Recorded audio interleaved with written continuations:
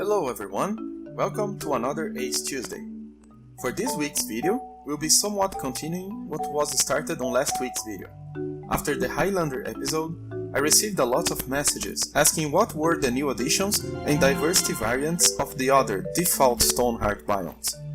So, since things have been a little hectic lately, I decided to make a slightly shorter and simpler video this week, to showcase some, but not all, of the new cool things added or changed on the desert and Arctic biomes.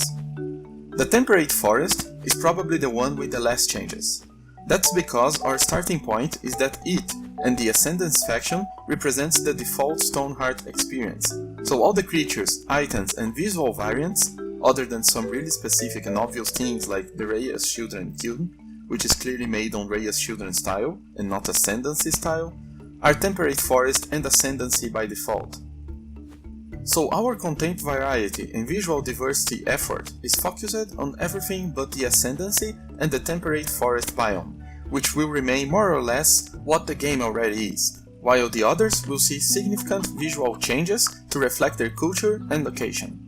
This overhaul will go through everything, not only the biomes themselves, but the faction professional outfits, equipment, workstations. Once we are done, the idea is that even though the content between factions is roughly the same, the visual experience will be completely different. This will not only add a lot of value to each playthrough, but also make multiplayer games very interesting and cool looking. The current additions to the temperate forest biome, as of now, are basically the boletes, it's a specific kind of fungi, and the brown bear. By the way, the bear is going through a lot of redesigning, but I would like to show these nonetheless. Bears will spawn on bear dens, or as attackers from the forest faction. Now let's go to the desert. Home of the Rhea's Children, the desert presents the player with its own unique fungi as well, the truffles. Although not specifically aiming to be realistic, we're trying to have at least some plausibility background for additions, so it was difficult to find a desert fungus, but they do exist. Sand truffles are actually a thing. As you can see, the desert feels a bit more alive with some of our tweaks. For instance, since animals have variants for all biomes, we've unlocked certain animals that were forbidden to spawn on certain biomes. Every biome is now able to spawn all animals, except some unique critters. Here in the desert we can see that deer and caribou have been replaced by gazelles.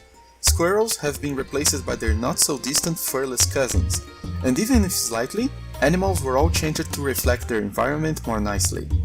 Colorful desert birds, brown sand raccoons, scorpions and scarabs, and we even found a desert bear. It's called the Gobi bear from the Gobi desert, and they have this pretty creamy fur, but we'll probably go with a more generic name, just like we changed the Scots pine to Highland pine. Not only animals, but many of the monsters are also seeing a visual overhaul. One of my personal favorites was the cactus ling, replacing the antling.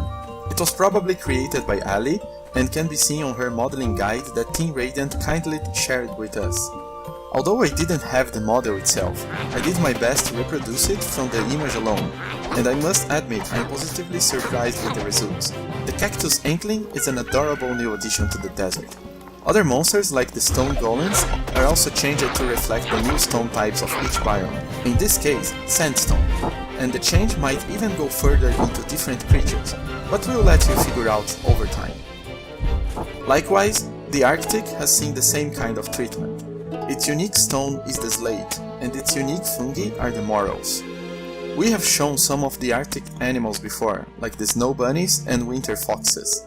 But we also have proper caribous with those classic white fur necks, red deer instead of the regular duels, different birds with the tuk-tuk being heavily inspired by penguin colors.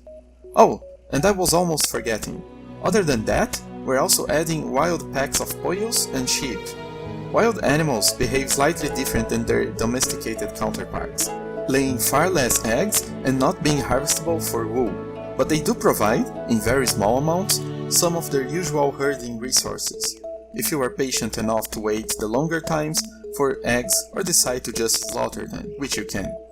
This will serve as an interesting new random chance of acquiring some early herding items, if you are lucky enough or explore a lot. And they look cute, of course. Although very simple, this diversity project has a really cool effect on the game overall. making it nicer and more worthy of playing on different biomes and with different factions. Each playthrough has a lot of value added to it, on top of all the cool things the game already offers. So although not really a challenging task, it's definitely one of the things that will make Ace stand out once it's out.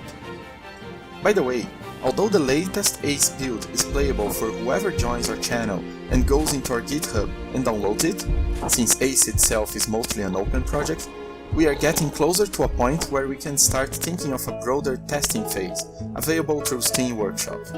I won't promise anything since estimating dates is a cursed prospect by itself, but I guess that we will at least have news on that by the start of October, so stay tuned.